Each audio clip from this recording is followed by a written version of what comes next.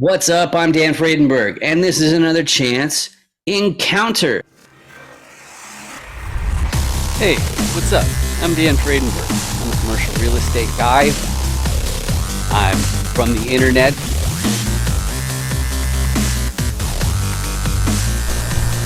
We're seeing more properties like this being built in front of a house. It's going to be torn down soon. I understand that there are power lines that are getting kind of close. What's up again? This is Dan Fredenberg, and that there is a commercial real estate building.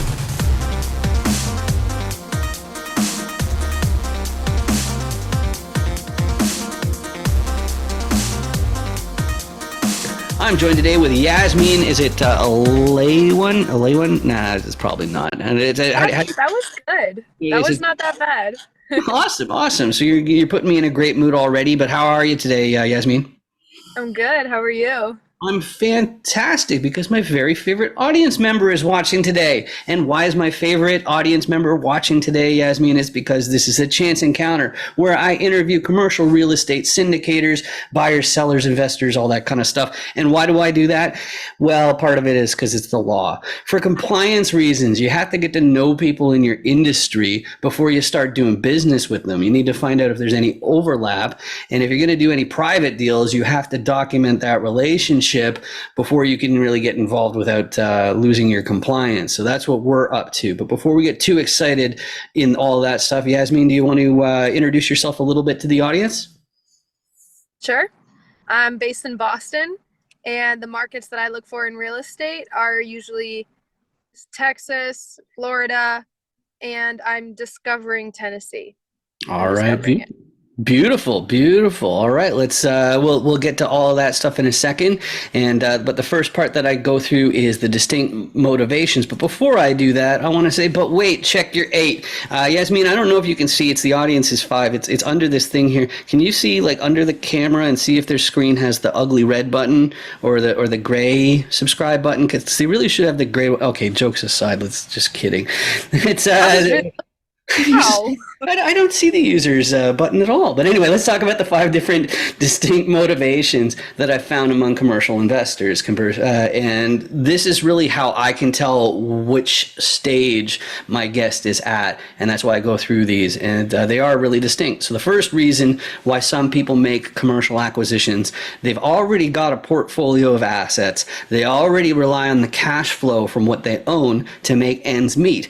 But sometimes they'll make another acquisition. Why would they do such a crazy thing? Because it's not the most convenient thing to do to take over a commercial property. So there must be some big incentive. For these guys, it's because inflation will wear away at the purchasing power of their entire nest egg, but also the cash flow from their portfolio. So sometimes they need to use the assets they already have as collateral and make a new acquisition, increase the cash flow. That's what some people are up to. But that's not me yet. My big one, because I come from tech, is specifically I worked for a CRM company, a software company, and then I opened up my own agency helping people with CRMs.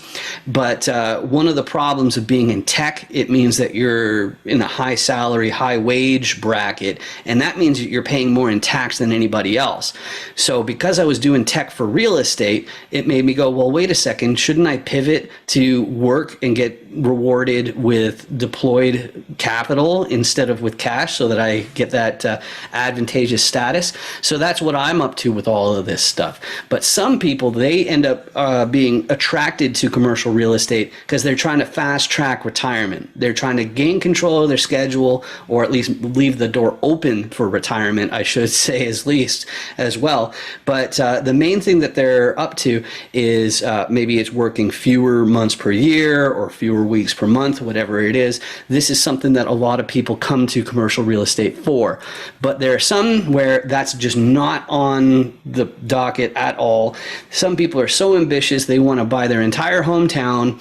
They are super duper ambitious. They're after that generational wealth to make sure that their great grandchildren never have to hold down a day job. And that's why they're making their acquisitions, which is great because they're going to stick with it till they're in their 90s.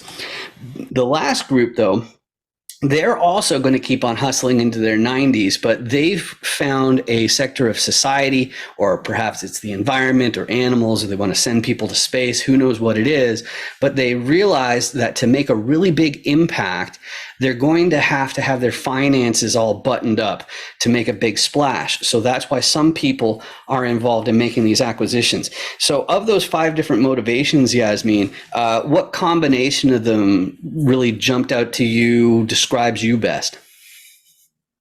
So for me, it would be the trading time for wealth, Mm-hmm. because that's one. And then the other one would be help people who need it.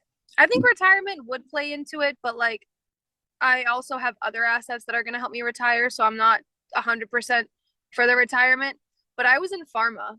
I was in big pharma, and I worked insane shifts. And I love passive income. I really do. If I work, I want it to be because I feel like working. Like I would feel completely chained if I had to ask somebody permission. I think I actually had to ask somebody permission to take Christmas Day off at my old job. Yeah. That I don't want that anymore. And then when I actually get things under my belt more and I've had a lot of experience, I would love to mentor other people to be able to do the exact same thing. Help people who are also looking to help themselves. I love it. I absolutely love it. That's fantastic. But my next question, it has to do with risk tolerance. And this is the funny question I always enjoy asking this one. It's a fill in the blanks question. There are many popular investment asset classes, but I think blank is too risky. What's too risky for you, Yasmeen? The metaverse makes no Metaverse. sense to me. Yeah, it makes no Yeah. sense. Yeah. I pre-ordered the first room scale VR setup that was available. So like, I was like one of the first adopters in this new generation of fancy dancy VR. I showed like dozens of people, on trial runs and all that kind of stuff. And not a single person have I found is like, yeah, I want to spend large chunks of my day with something right on my face right here.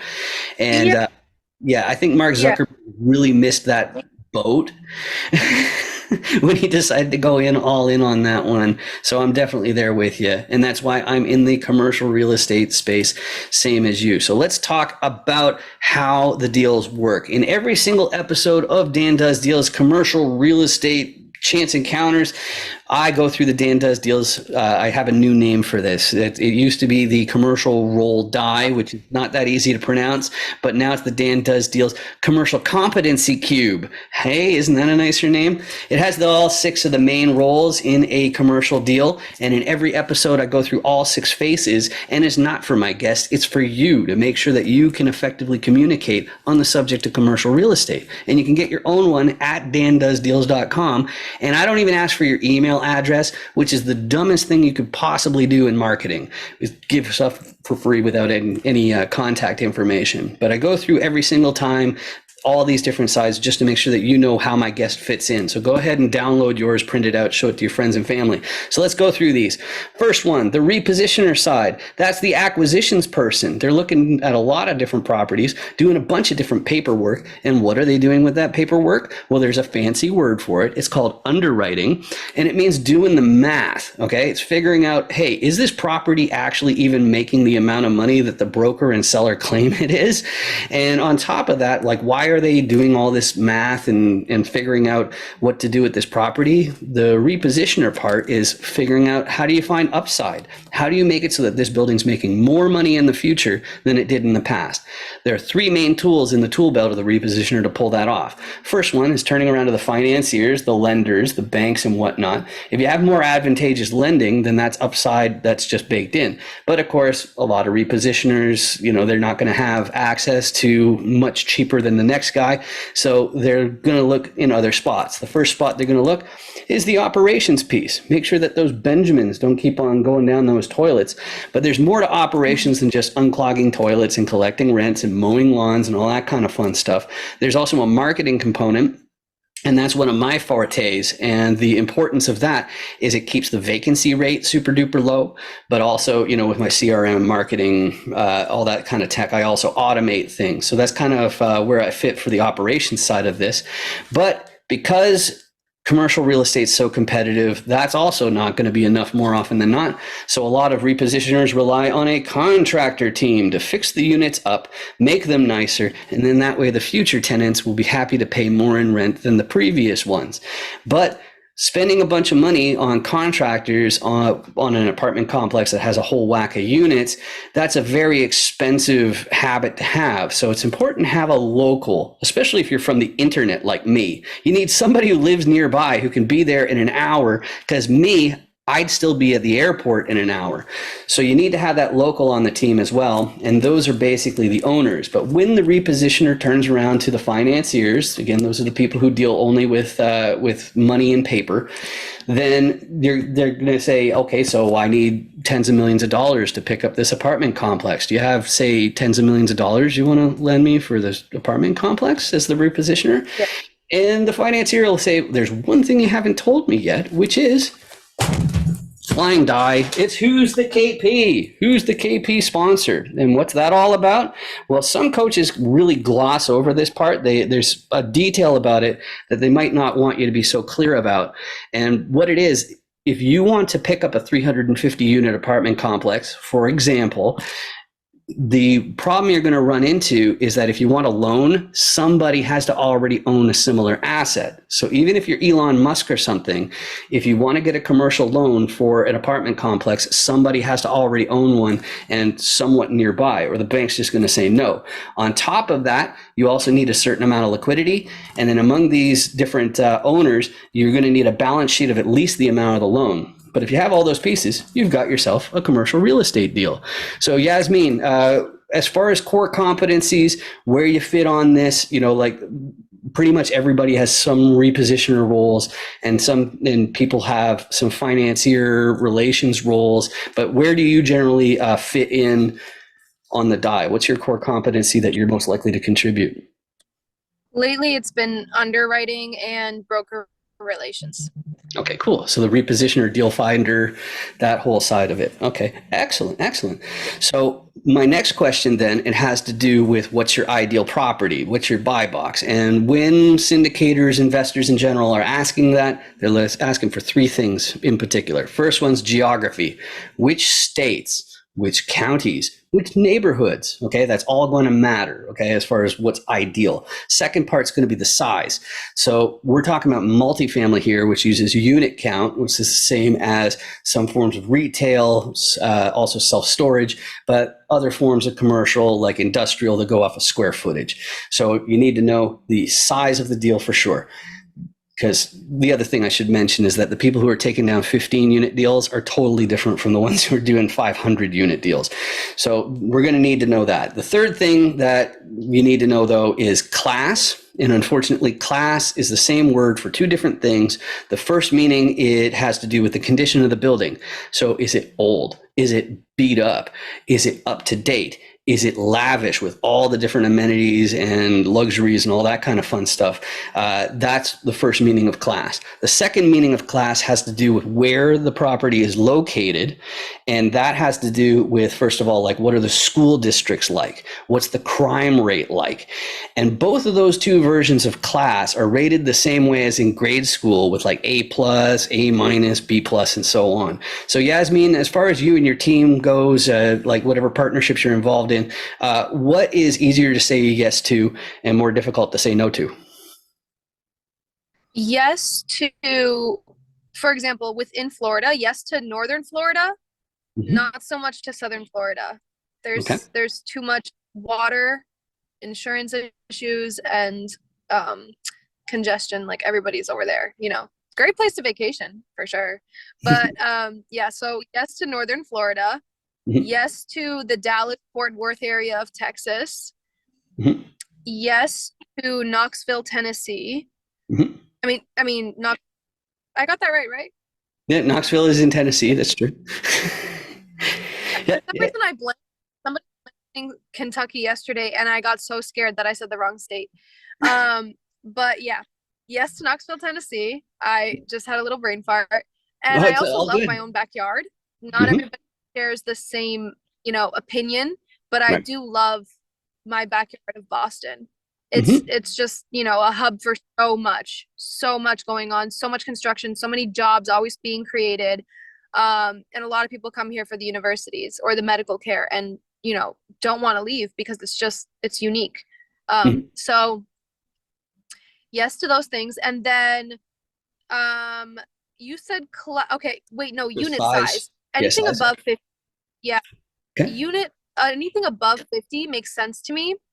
I've done underwriting for several deals that are below 50, and I think that those are better done with joint venture than Hmm. syndication. It's just not a big enough pie, in my opinion. And then when it comes to class, I would say a B or a C property. My favorite thing is like a B minus property in a B plus area Hmm. because Hmm. there's a lot of value add there, but it's like a nice safe area. You know what I mean? I feel like an A area is already kind of capped out. And so, out of these different core competencies, who are you disproportionately well suited to help, or who can move your business ahead? So I think that the people that I could help because I can make some of the time now, but that I also need help from because I'm on the young side and my network is not, you know, exactly extensive, would be the financiers or fund managers. Most important, like we ended up meeting through a Zoom meetup, and LinkedIn is the best way to reach me. I've got a distinct last name, so I'm easy to find. Is there a social media platform that's the best way to reach you, or is there a website, email, phone? What's the best way that people should reach out if you're a good fit for their business? Definitely LinkedIn. Hmm. Um, it's just my first and last name, Yasmeen, and then it looks like Elaywan when it's like spelled out phonetically. There's not really other people with my last name either, so Hmm. it should be easy to find me on LinkedIn. All right, awesome. And so then the last thing I have, then, Yasmin, it's actually not for you, it's for you in the audience, which is if you are noticing searing pains, migraine like symptoms, it's probably because of that ugly red button under my hand that says subscribe. And it doesn't cost you anything to hit it. And it turns from the ugly red button to the gray button of tranquility. You really should see this gray button. It's really, really nice. And if you do have Zoomers in the house, you know, Generation Zs, if they walk by and they see you still have that red button, they'll be like, OMG, I thought I knew you. And you don't want that, right? So you should just hit the buttons. But all jokes aside, all I really mean is that helps YouTube to start paying for these videos instead of me. And it really just means that my videos will show up on your list of suggestions if I get lucky. And you can go ahead and ignore those because I just appreciate the fact that you spent this time with me. Just like Yasmin, I really appreciate that you spent this time with me. It's great getting to know you a little bit better. Yeah, you too. Thanks so much for your time. Awesome. Make Thanks. sure you 506B me. Any syndicators, make sure you 506B me. Oh, hey, yeah, here's my code. You got your QR code scanner? Okay, yeah, oh yeah, just hold it right in the square there. Okay, cool. And now you hit open in browser. Okay. Okay, are you already logged into 506B me? Yes. Yeah, okay, cool. Yeah, so there's my video. So now I'm already on your watch list. So when you get back to your hotel, you can find out what my core competencies are and my level of sophistication. Sound good? Yeah. I love your hat. Real estate's a scam. That's really funny. Yeah. Nice meeting you. You too. 506B me, everybody.